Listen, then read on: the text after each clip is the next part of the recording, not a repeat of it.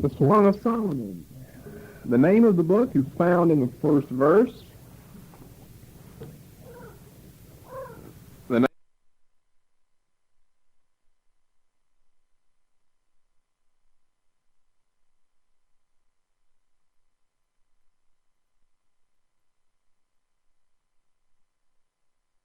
the book, the Song of Solomon, is not the Hebrew name of the book. It's the implied Hebrew name of the book. But the Hebrew name is a superlative name, and that is the Song of Songs. And that's found here in the first verse of chapter 1, the Song of Songs, which is Solomon. So by implication, it's the Song of Solomon. That's okay if you want to call it the Song of Solomon, because that's what it is by implication. But the Hebrew name is a superlative name, and that name is the Song of Songs. Now, superlative means, the best, the greatest that there is. If you'll turn back to 1 Kings chapter 4, we find out that Solomon, during his lifetime, authored, I think of around 1,005 songs. And so, the Song of Solomon, chapter 1, verse 1, gives us a little clue of which out of the 1,005 was the best one. Now, you know that in songs that you've been given by the Lord, some might be better than others. That's okay, because Solomon had one that was better than others, and it was the song of the songs, plural, that he had received from the Lord. Now, he had received 1,005, verse 32 of 1 Kings 4. Well, back up in 29 and 30, we're told that God gave Solomon wisdom and understanding exceeding much, and largeness of heart, even as the sand that is on the seashore. And Solomon's wisdom excelled the wisdom of all the children of the east country and all the wisdom of Egypt. Now, it's manifested beginning in verse 32, and he spake 3,000 proverbs, and his songs were 1,005. So the title of the book lets us know which out of the 1,005 was the best one, and that was what we call the Song of Solomon, but what the Hebrews called, and evidently what he called, the Song of Songs, of those which he had received before. Now, he is the author of the Song of Solomon from about 3 passages that we have here in the book. You're finding even an increasing number of critical scholars that want to attribute the authorship to someone else. But if you're going to take what he said, and we've even got just the first verse, the Song of Songs, which is Solomon's. Now, either you believe that's inspired or you don't believe it is. If you don't believe it is, and you believe someone else wrote the song and stuck that name in there.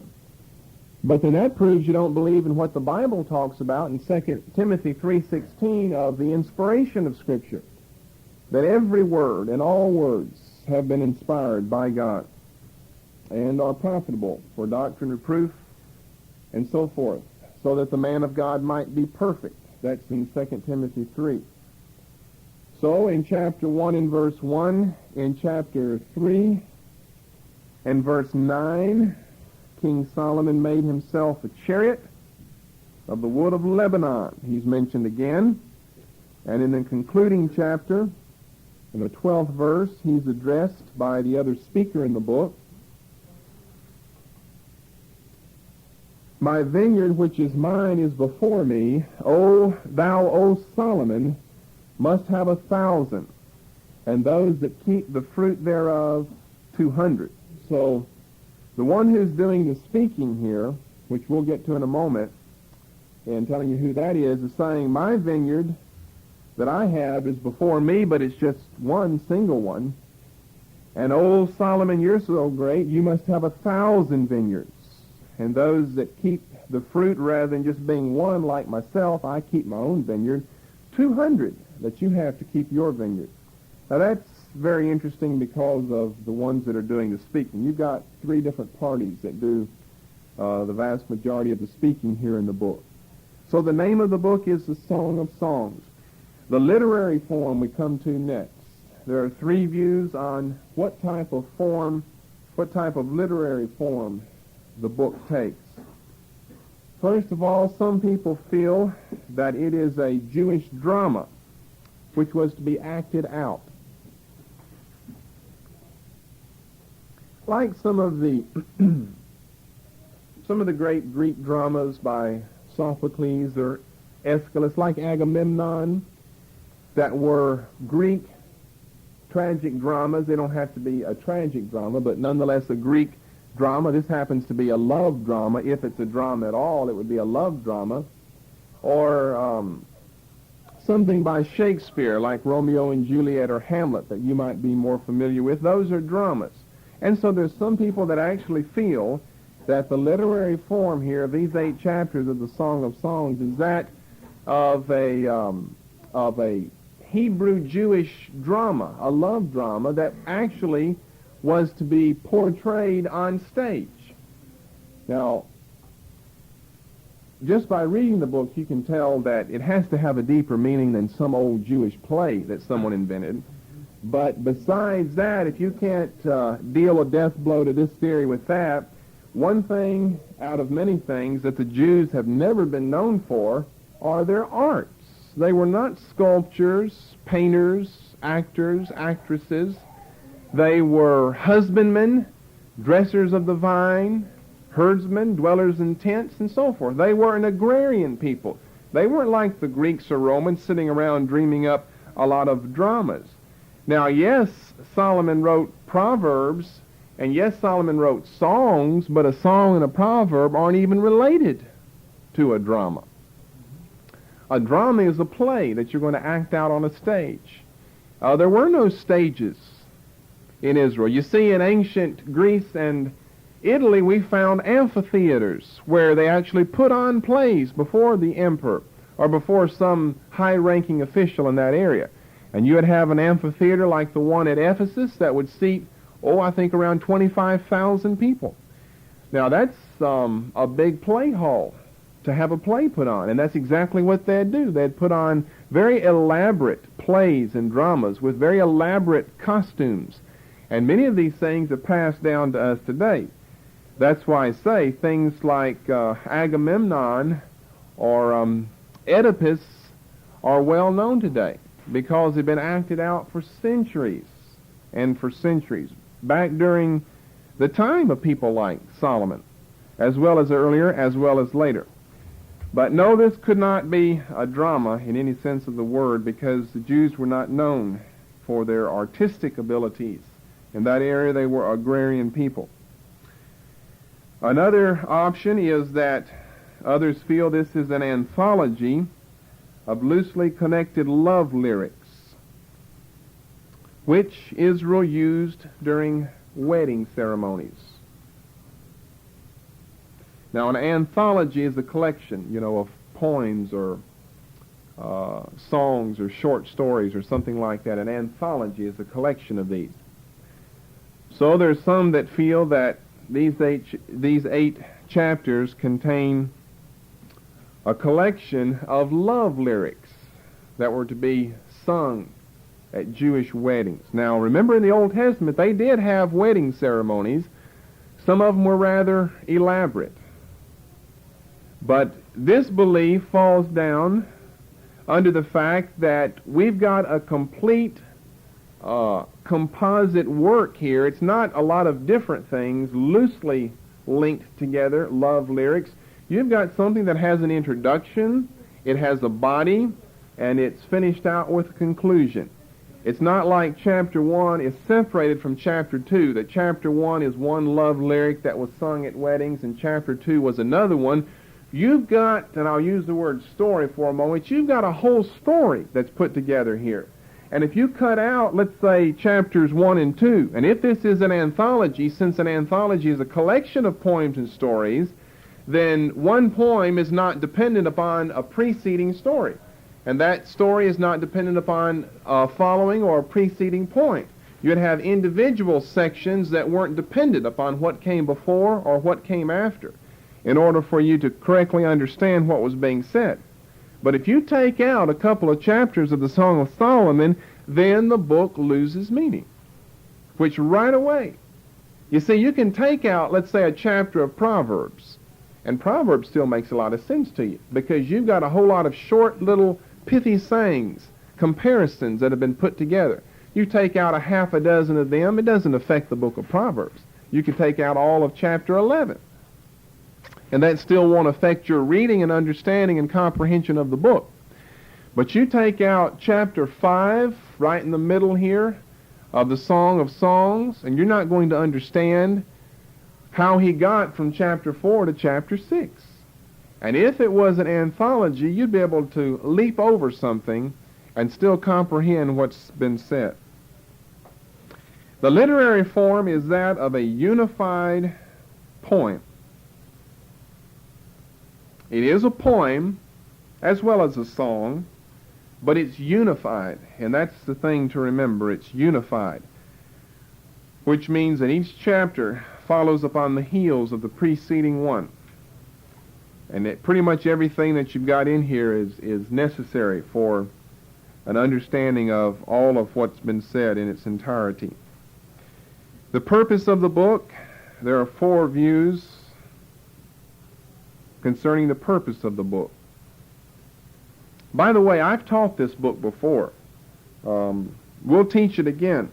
Someone here said that they wanted to hear it again, which shows the spiritual depth if someone has heard it before and wants to hear it again, because this probably is the most misunderstood book of all the Bible, including Revelation, because you can kind of get in Revelation and at least find Armageddon and the millennium and the beast, the Antichrist, the false prophet. Anyone can find that without even going to Sunday school.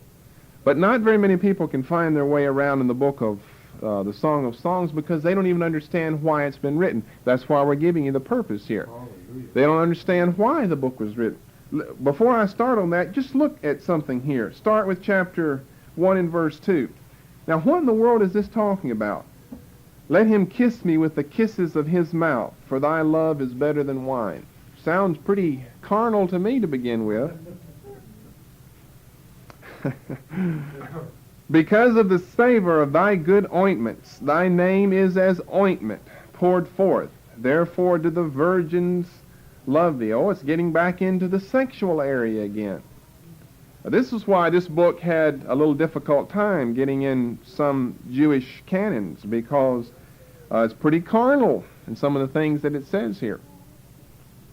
Draw me, we will run after thee. The king hath brought me into his chambers. We will be glad and rejoice in thee. We will remember thy love more than wine. All this wine and love and kissing and virgins, people are generally lost by the time they get to verse 4. They don't have any idea what's going on in the book. The upright love thee. I am black, but comely, O ye daughters of Jerusalem, as the tents of Kedar, as the curtains of Solomon. Look not upon me, because I am black, because the sun hath looked upon me. My mother's children were angry with me. They made me the keeper of the vineyards, but mine own vineyard have I not kept. Tell me, O thou whom my soul loveth, where thou feedest and where thou makest thy flock to rest at noon, for why should I be as one that turneth aside by the flocks of thy companions? Verse 15, Behold, thou art fair, my love. Behold, thou art fair. Thou hast dove's eyes. You can see why some people adopted the literary form of being love lyrics sung at a wedding. Sounds like someone's talking to someone that they're in love with by saying, you are fair, my love, you are fair, and you have the eyes of a dove. Verse 2, as the lily among thorns, so is my love among the daughters. Love, by the way, is a prominent word in the book. I remember another verse over here in chapter 4. Look at chapter 4. We'll start with verse 9. See, there's an interpretation to all of the verses here. I taught it in a place, I believe that was at night I must have taught it. I was teaching the same place in the morning. So some of you were there at the morning sessions. You weren't there at night, so you probably didn't get to hear the teaching of the book. We didn't have that much time to teach it in, but we got through most of it though. Thou hast ravished my heart, my sister, my spouse. Thou hast ravished my heart with one of thine eyes, with one chain of thy neck. You ever say that to your wife? Well, it was just one look. One look from her, and that's all it took. We were bound forever together. It's called love at first sight. And divorce at second thought. How fair is thy love, my sister, my spouse. Well, he's married his own sister now. That sounds pretty carnal. How much better is thy love than wine? No, he likes wine, but he likes loving more than wine. And the smell of thine ointments than all spices. Thy lips, O my spouse, drop as the honeycomb. They must have had lip gloss even back in those days. Well, Proverbs says, watch out for those women whose lips are smoother than honey. Honey and milk are under thy tongue. Now that's no verse against lipstick. It's just a verse against those who have lips that are smoother than honey. And the smell of thy garments is like the smell of Lebanon. And he goes on. Verse 1 of chapter 5, I am come into my garden, my sister, my spouse. Then you've got now a description from her. Verse 8, I charge you, O daughters of Jerusalem, if ye find my beloved, that ye tell him that I am sick of love. Not, tired of love, but sick because of the need of love that I have. And she goes on to describe him. He's white, chiefest among 10,000. Locks are bushy and black as a raven. His mouth, verse 16, is most sweet. Yea, he is altogether lovely. This is my beloved, and this is my friend, O daughters of Jerusalem. Well, can you see why so many people have had a problem with the book? All of this carnal, lustful talk here. And it does contain a lot of carnal references to love and to the sexual act of marriage. That's what they're talking about when he says back in chapter 4 and verse 10 that your love is better than wine. It includes all of the things that love in the marriage relationship includes. And when you get to verse 16 there of 5, his mouth is most sweet. And now it's his mouth. That sounds a little bit strange and weird for it to be his mouth. Generally it's her mouth that's sweet. But his mouth is most sweet, and he is altogether lovely. I won't read some verses over in chapter 8 because someone might blush if I read those. Some of you probably know what I'm talking about. So since we're not teaching on the book, I don't have to be embarrassed myself or embarrass anyone tonight. We'll skip over those verses over in 8. Now don't anyone turn there. You'll miss what I'm going into here. You can look there tonight, read chapter 8, and you'll find out why I didn't read it tonight. But it's pretty descriptive, physically descriptive in chapter 8. But it has to be. It's all bound up in the purpose and in the intent of the book being given, so it has to be there. Okay, let's get back to the purpose. One view is the dramatic purpose view. Those people hold that this is a romantic drama concerning love between one of the two parties, A and B. A, Solomon and the Shulamite wife that he's married. Or B, Solomon and the daughter of Pharaoh.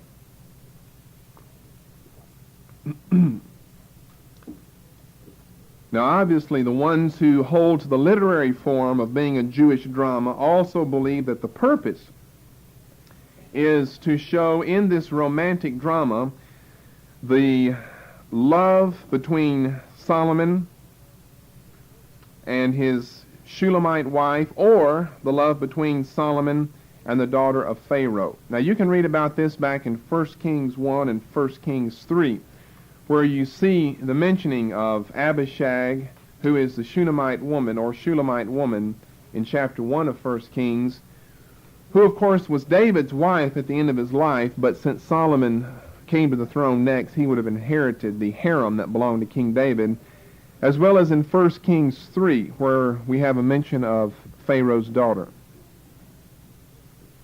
All right, a second view is the literal view. Now here's one book where you get into trouble if you take the literal interpretation. We believe everything's inspired, but that does not necessarily mean that everything is to be taken literally, because here's where you'd get into trouble. And that view says that what we have here is a poem whose purpose is to give us a representation of marital, physical, human love, without any typical reference to a higher spiritual meaning. Well, how many of you out there, when you were in the world, would have to have a poem in the Bible to tell you about physical love? I think that most people out in the world are well educated in that area, and why does God need to put something like that in His Word when this is supposed to be the Word of God to instruct us spiritually and to grow us up and mature us as disciples of the Lord Jesus Christ? And we've got something that contains human, physical, marital love and the marital physical relationship here, where if that's all that he's trying to get across in this, it's really a waste of time, because we all know that from being out in the world. You can get that, I'm saying, in other books besides in the Bible. And God includes things in His book that are unique. So if you're going to restrict it to a literal interpretation of this simple representation of marital physical love without going any deeper in any spiritual meaning, then that misses the mark for the purpose of the book. A third view is the view of the prophetic allegory. Now this was a famous view by most of the Jews, as well as the early church school of Alexandria, headed by people like Clement and Origen. Clement and Origen are the two fathers of all Christian allegorical interpretations in Alexandria, Egypt. And they're the ones who have pretty much founded all of these allegorical views, so the Bible really doesn't mean what it's saying. It's getting across some allegory there. And so really we've got two options under the prophetic allegory. We've got the Jewish view, which is that the book, the purpose of the book is to represent Yahweh's covenant love for Israel under the Old Testament dispensation on the basis of a husband and wife and their relationship. Now that makes a lot of sense there, that God's trying to represent His covenantal love that He has for His people by going back to the basic of all relationships, the marriage relationship, because it goes back earlier than all of them, all the way back to the beginning of creation. And in giving an illustration by means of the marriage relationship, no one could misunderstand that. The meaning would be obvious. Now, the Christian allegorical view is that it represents Christ's love for the church. Now, in teaching the book in the past, we go into much more detail on this, so we're just giving you, a rough outline of what could be said about this. But we do go into depth whenever we teach to prove how all three of these views so far are wrong, although the church of our day has adopted the Christian prophetic allegorical view that it represents Christ's love that He has for the church. And they'll take you over to Ephesians 5 and say, see there, he used the marriage relationship there to show Christ's love for the church. And so you think, well, you've got a great tie-in now. You've got the Song of Songs in Ephesians 5. But it doesn't quite work out that way. The fourth, the final, the biblical view, is that it is a prophetically typical point big words, but you have to use these to stay out of the allegorical realm. Now, one of the great problems with the allegorical realm is that it completely sweeps under the rug any true historicity to the story. It'll say, now, none of this actually happened. This Solomon talking to the Shulamite and the Shulamite talking back to him, none of that actually happened.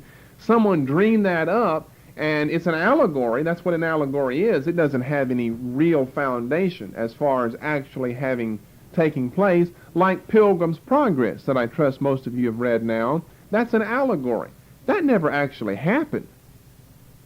He never actually was walking along to some celestial city and fell in the Slough of Despond. That's an allegory that he made up to get across a spiritual point. Now, there's nothing wrong with an allegory, you see. Nothing wrong with an allegory at all. But when you get into the allegorical realm and interpretation of the Scriptures, then that denies the literal historicity of the event by you saying that none of that ever really took place. And if it's an allegory, furthermore, then you have the responsibility on every little word, day, break, shadows, flee, away, bether, and so forth, to find out some spiritual meaning about that.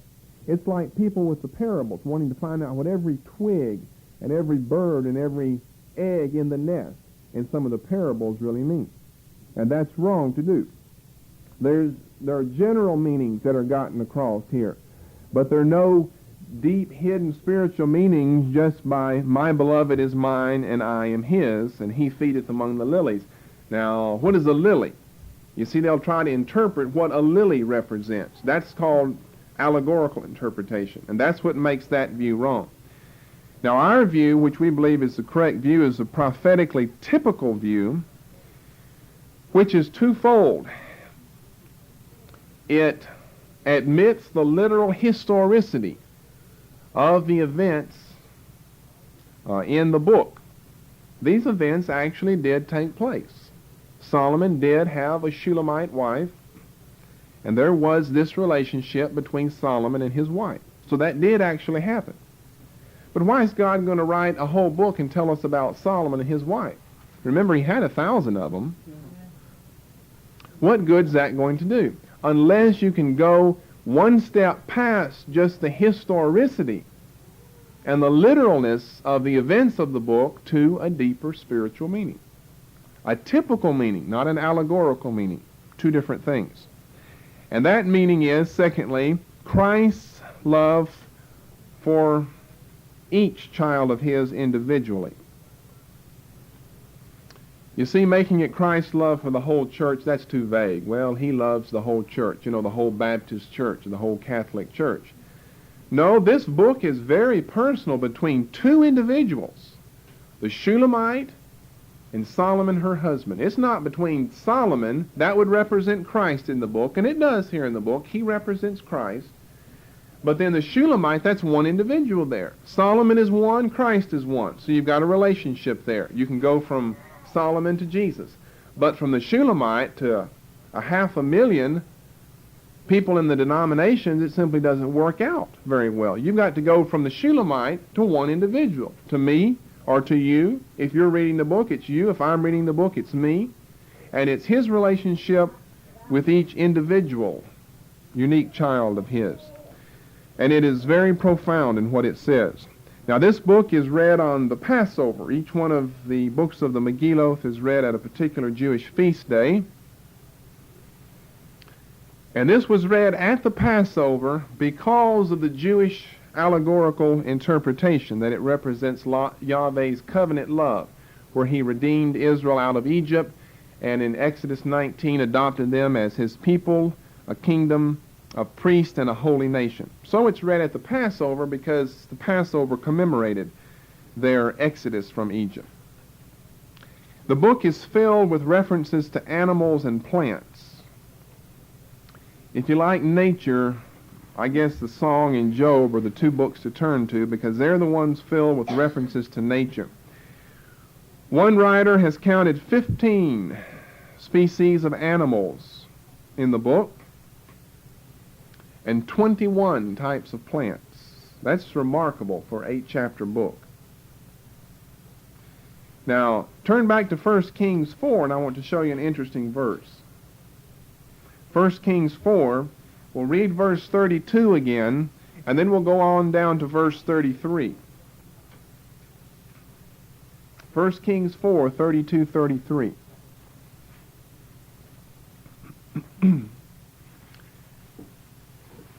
Solomon spake 3,000 proverbs. His songs were 1,005. And notice what the next verse said. He spake of trees, from the cedar tree that's in Lebanon to the hyssop that springeth out of the wall. He spake of beasts, fowl, creeping things, fishes. Just like Solomon, to include a lot of that in his book, because right after the mentioning of the 1,005 songs comes all of this information about what he talked about whenever he wrote some of his proverbs and some of his songs. He wrote them from a standpoint of one who had been in and one who had loved nature. All right, an outline of the book based upon chapter divisions. It's sad to see that we've got the eightfold division between the chapters, because the division of the book as far as its outline and its symmetry is concerned follows anything but the 8-chapter division that King James has given us. So it's very confusing. For the continue.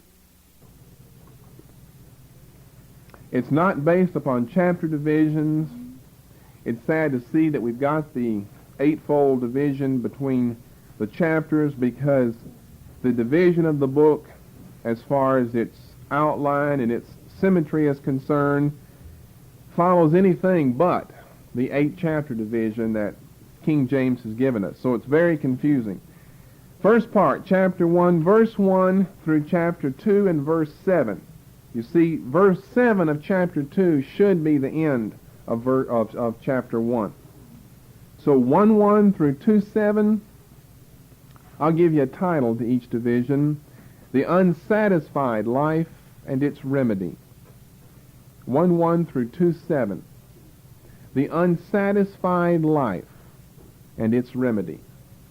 I have read and reread the Song of Songs. If you want to know what it's like the message we taught, what was the name of that?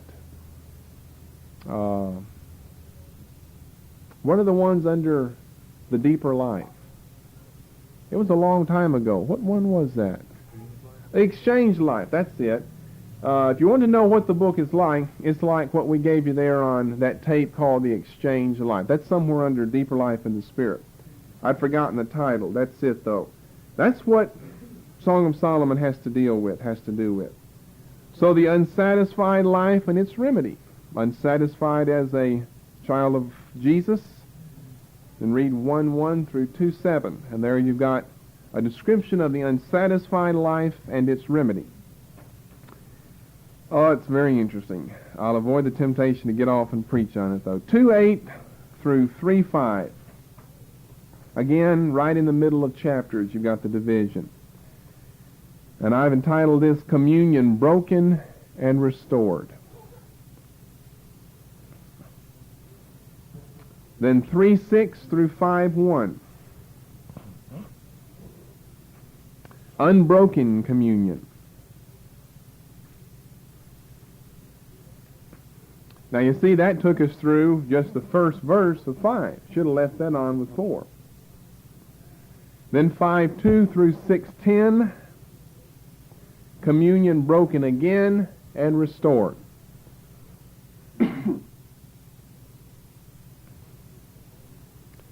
6:11 through 8:4. The fruits of recognized union.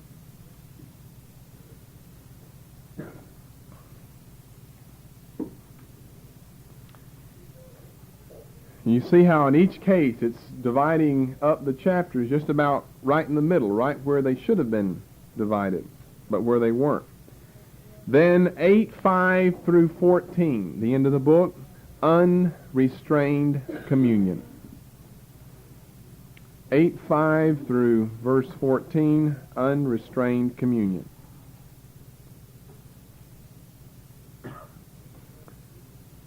difficult to give you a memory verse from a book like this, but I'll give you chapter 1 and verse 3. You meditate on that verse a while, and it will bless you. Song of Songs 1 and verse 3. Because of the savor of thy good ointments, thy name is as ointment poured forth, therefore do the virgins love thee. Well, that's kind of what we were on admonishing you before we got on the message here. The virgins are the only ones that belong to Christ. Amen. Not that those that are defiled in some type of worldliness. Only the virgins belong to Him. And they're the only ones that love Him. They're the only ones that can love Him. Otherwise, you've got your love divided between two objects of your attention. Because of the savor of thy good ointments, thy name is as ointment poured forth. Therefore do the virgins love thee. Okay, we got time to get started in another book. Ecclesiastes. We'll just back up one book to Ecclesiastes. The name of the book is what you've got as a subtitle in your King James Version. But as usual, we'll still continue to call it Ecclesiastes. But if you call it by its true name, we'll know what you're talking about. Or if I do, now you'll know what I'm talking about. The Hebrew name for the book is the preacher. That's the Hebrew name for the book, the preacher, not Ecclesiastes. What is Ecclesiastes? What does that tell you?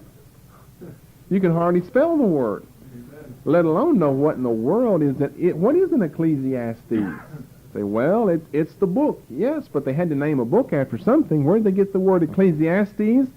Well, it's rather difficult. I'll try to explain how they got such a long, profound name for a little short title like the preacher. They got it from a transliteration of the Greek, which they got from a translation of the Hebrew.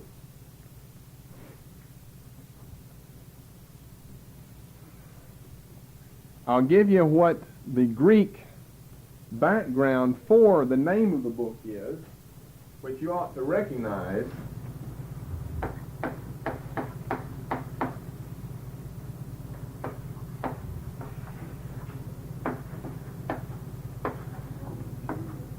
What's that word mean?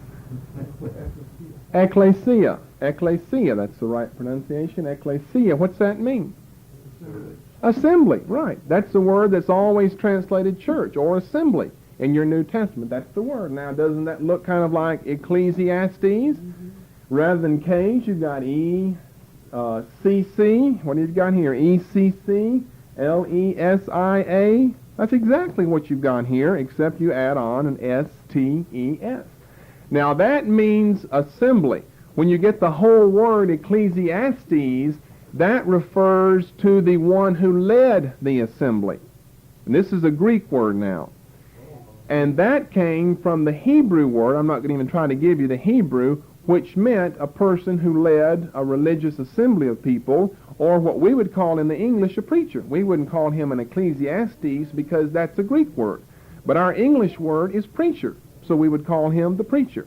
So that's how you trace it back. You go back from what the assembly is, ecclesia, to the leader of the assembly, which is what Ecclesiastes represents, which in turn goes back to the Hebrew word, which means the one who leads your religious gathering, your religious assembly, which we would call in the English the preacher, the minister, whatever you want to say. But generally it's referred to as the preacher. One thing I forgot to say about the Song of Solomon, thinking about the title that you might want to go back and make a note of, most of the time in theological writings you'll see the book called Canticles. And anyone that calls the Song of Songs Canticles shows that he has got a denominational mind and a denominational spirit. Now, Canticles is a Latin word that came from the Latin word song. And of course, since the Roman Catholic Church did all of its talking and writing in Latin, then it renamed the book, instead of song, which is an English word, it called it Canticles, which is a Latin word. So if you're calling, and you read most Protestant books for some fathomless reason, except I know they're possessed with a denominational demon, they insist on following the old Latin Roman Catholic terminology of calling it canticles. And there's no such thing in the Bible as canticles. You see, if you live in Italy, you'd call it canticles because that would be your word for song. But we don't speak Latin, we speak English, so we call it the Song of Solomon. But in most of your writing, very few people actually call it the Song of Solomon or the Song of Songs. All of your Catholic writers and most of your Protestant writers refer to it as canticles. So you might have been misled if you didn't know what that word meant or what book they were referring to. They're referring to the Song of Solomon, but they've misnamed it after an old Roman Catholic Latin word. Okay, the authorship of the book of Ecclesiastes, or the preacher, is set forth evidently in this book by descriptions of its author, such as in chapter 1 and verse 1. He's not named. Now, a lot of people, conservative scholars here, not critical but conservative, will date Ecclesiastes after Babylonian captivity and exile. They don't believe Solomon was the author of the book. Who was the author? Verse 1, the words of the preacher, the son of David, king in Jerusalem. Well, who was the son of David? Solomon. Now, when it says son in Hebrew, that's the Hebrew word ben, B-E-N. When it says son, it can mean grandson, great-grandson, great-great-great-great-great-grandson. In other words, it can mean a physical, literal descendant. It doesn't have to be your immediate first descendant, your son, but it can simply be a descendant in the long run. So if we're going to take just that word son, it could mean simply a descendant of David. But out of all the descendants of David, which is the best one to write a book like Ecclesiastes? Solomon, the one who had experienced all of the revelries in life with 1,000 wives and so forth. He ought to be able to write Ecclesiastes. Then verse 12, I, the preacher, was king over Israel in Jerusalem. Now, when he calls himself king, that's really restricting it now. It couldn't just be someone who's after the exile. There was no king in Israel after the exile. Remember, they had governors. Nehemiah was the governor, but they had no king after the exile. And he calls himself king. So it couldn't be someone living that late. Verse 16, same chapter. When I commune with mine own heart, saying, Lo, I am come to great estate, and have gotten more wisdom than all they that have been before me in Jerusalem. Yea, my heart had great experience of wisdom and knowledge, so forth. Who's the one known for wisdom? We just read the passage back in 1 Kings chapter 4, Solomon. And then in chapter 2, verses 1 to 9, saying the same thing like in verse 9, he said, I was great, and I increased more than all that were before me in Jerusalem, and also my wisdom remained with me. You see, during King Solomon's time, the nation of Israel was much more prosperous and peaceful than during King David's time.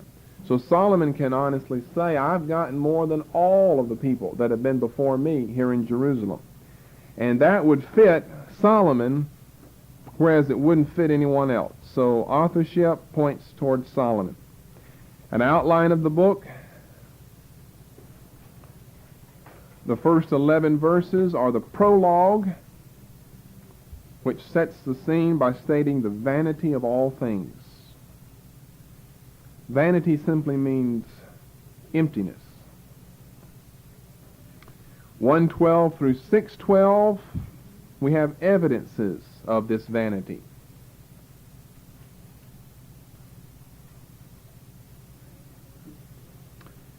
Seven 1 through 12:8, admonitions based upon these experiences of vanity. And 12:9 through 14, conclusion which provides the solution for all questions.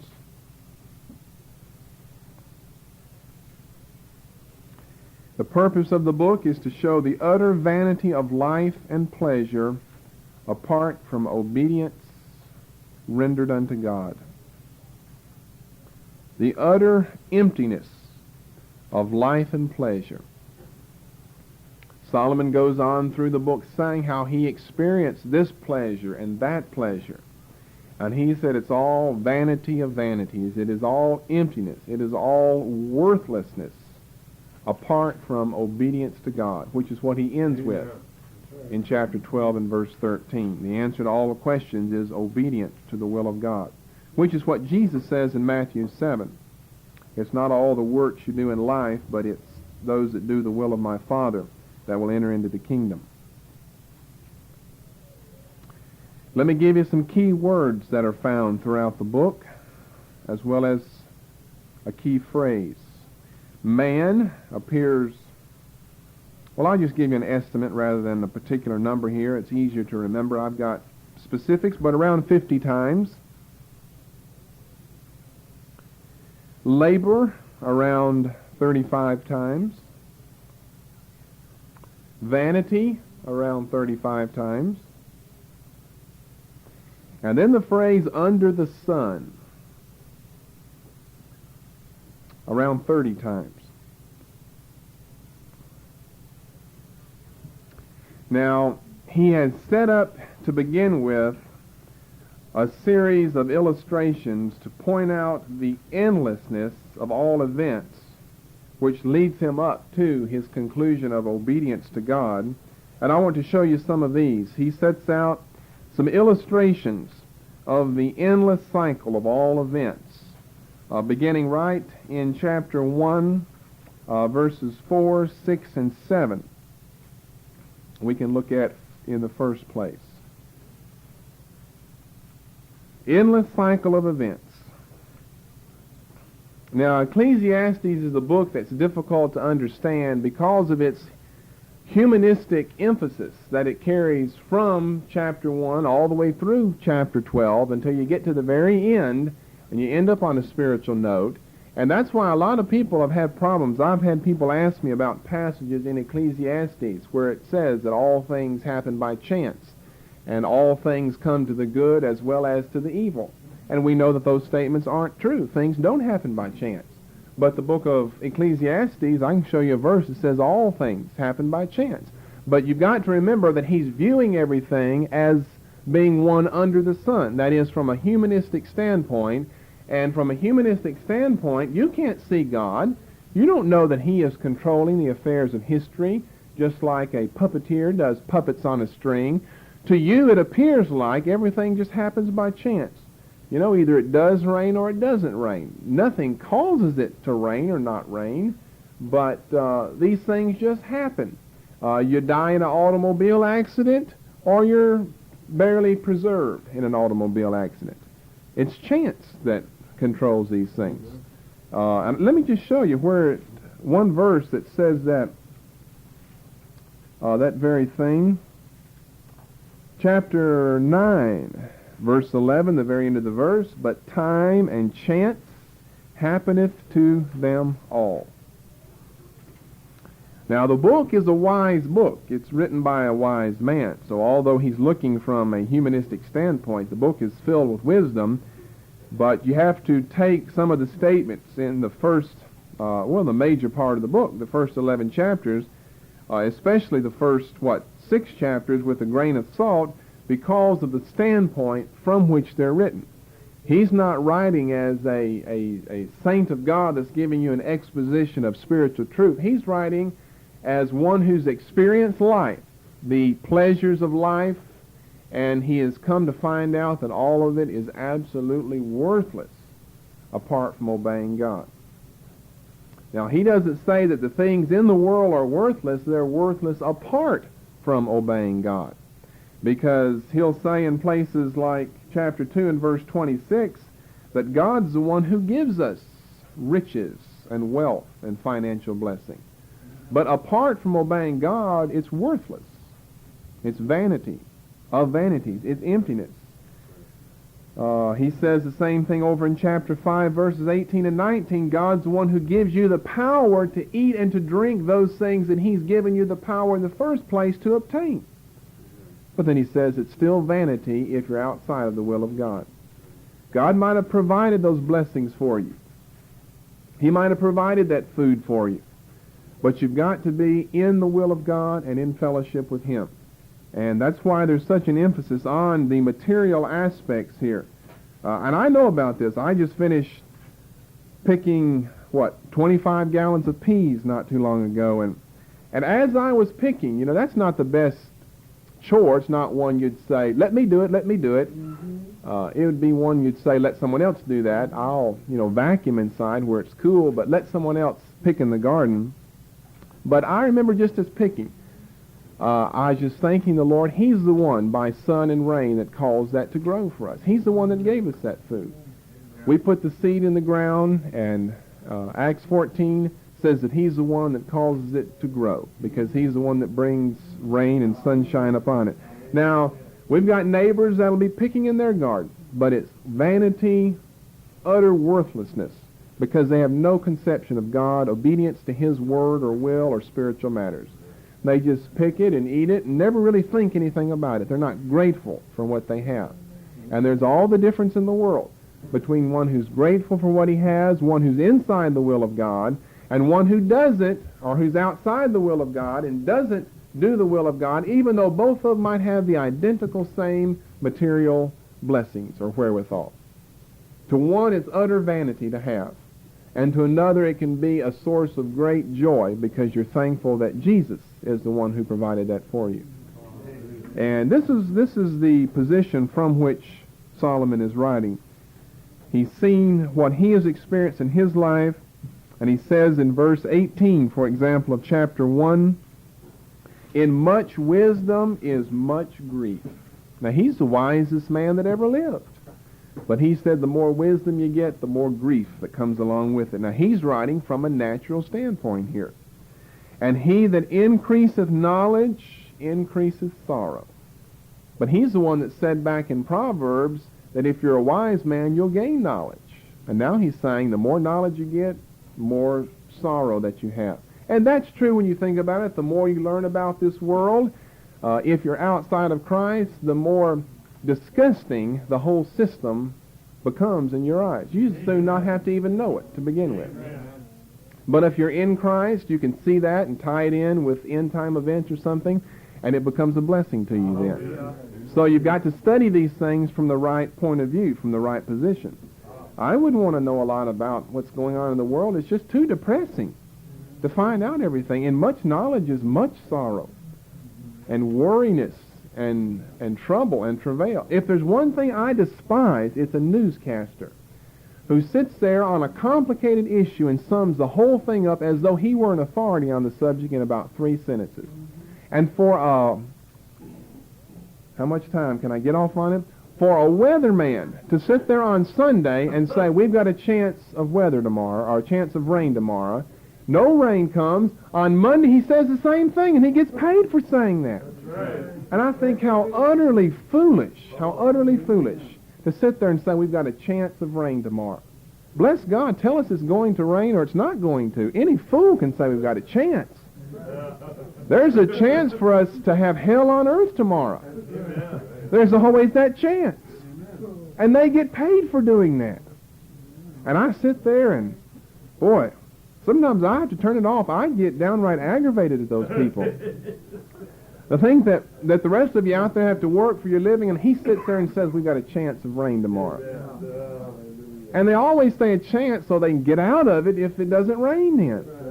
I mean, it's rare when he says it is going to rain tomorrow. I mean, he's actually been out up in the clouds with a plane, and he knows it's going to rain before he'll ever say, I know it's going to rain tomorrow. But it's a 20% chance. Why didn't he say 30%? How do you know that it's only 20 and not 30 or 35%? You see, the more you see of that, the more disgusted you get over the whole world system. Then on Tuesday, he'll say we have a chance of rain tomorrow. And on Wednesday, when it doesn't, he'll say we have a chance of rain tomorrow. And he actually can get away with that.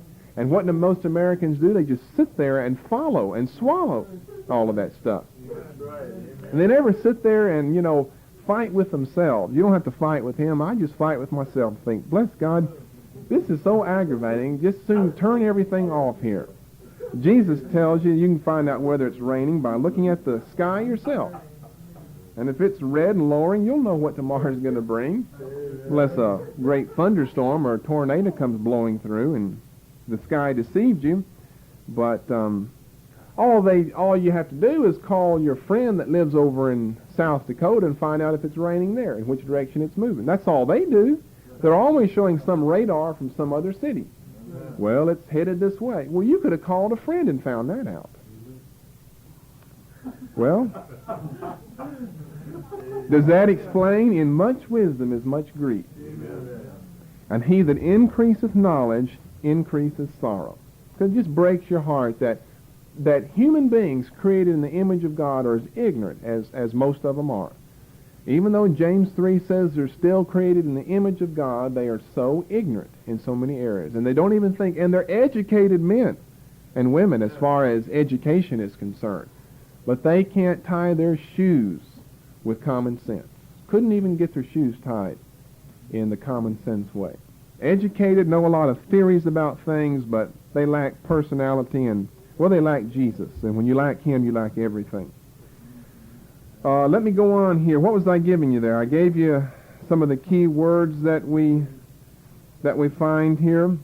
Oh, I tell you, I was on the endless cycle. Chapter 6 and verse 7.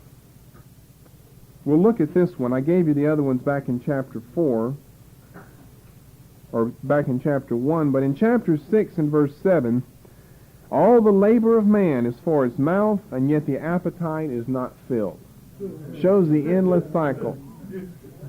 Well, it's pretty interesting when you think about it, that you have to labor. You can't stop eating or stop working and say, well, I'll just stop now. I've got enough to eat. I've had enough today.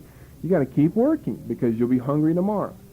And although that's all you do is labor, your appetite is still never eternally satisfied. You still want more. Endless cycle of events. Back in chapter 1, it talks about the cycle of water.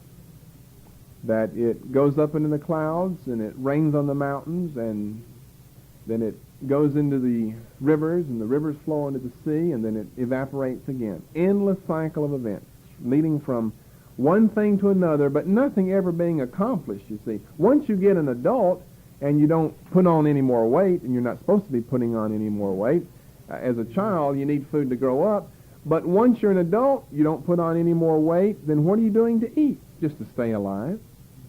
But you don't accomplish anything, in the flesh, in the physical, you don't accomplish anything. You eat, and then you get hungry again, and you eat again, and you've got an endless cycle of events. It's not like a child having to eat to grow up. Once you get to a certain stage, you just stop growing there, but you can't stop eating, though. And he's wrestling with all these things. How foolish life is, he says, in all of these inconsistencies that we find in life. One of the things he talks about the most is the state of events that seem to come to both the righteous and the wicked. Now, he talks about this throughout the book. He talks about it back in chapter 2.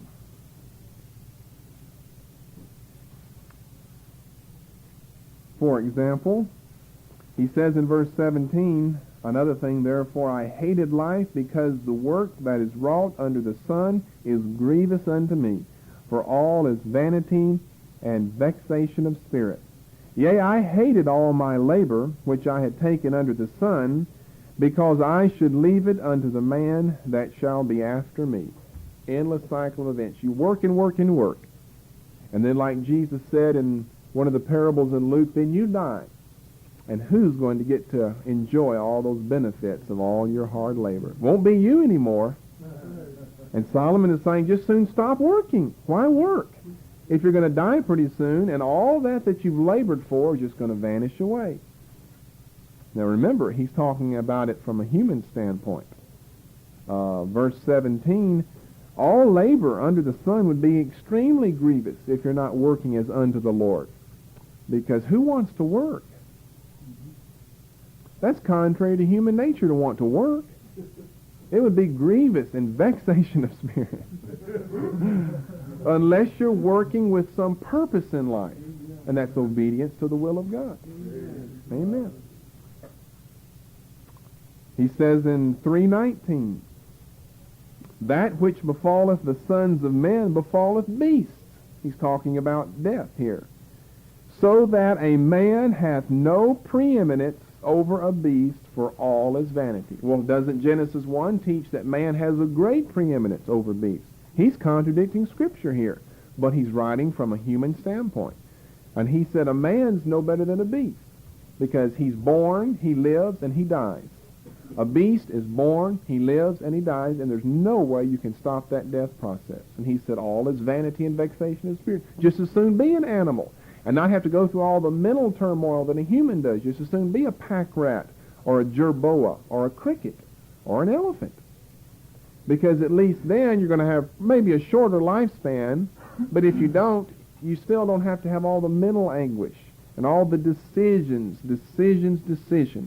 that we human beings have to make. And people get into this book and get all caught up in deception and stop working and commit suicide and believe in reincarnation as a beast and a whole lot of other things. But look over to chapter 12. You can read the book and see what's all in between. He says in verse 8, vanity of vanity saith the preacher, all is vanity. But my conclusion of the whole matter of what I've been saying so far is fear God and keep his commandments, for this is the whole duty of man. That's my conclusion. You better fear God and keep his commandments, because that's the only duty that you have, is to fear God. That's verse 13. Fear God and keep his commandments. This is the whole duty of man, and God shall bring every work into judgment with every secret thing, whether it be good or whether it be evil. Memory verse, chapter 5 and verse 1. Keep thy foot when thou goest into the house of God, and be more ready to hear than to give the sacrifice of fools, which is talking, for they consider not that they do evil. For a complete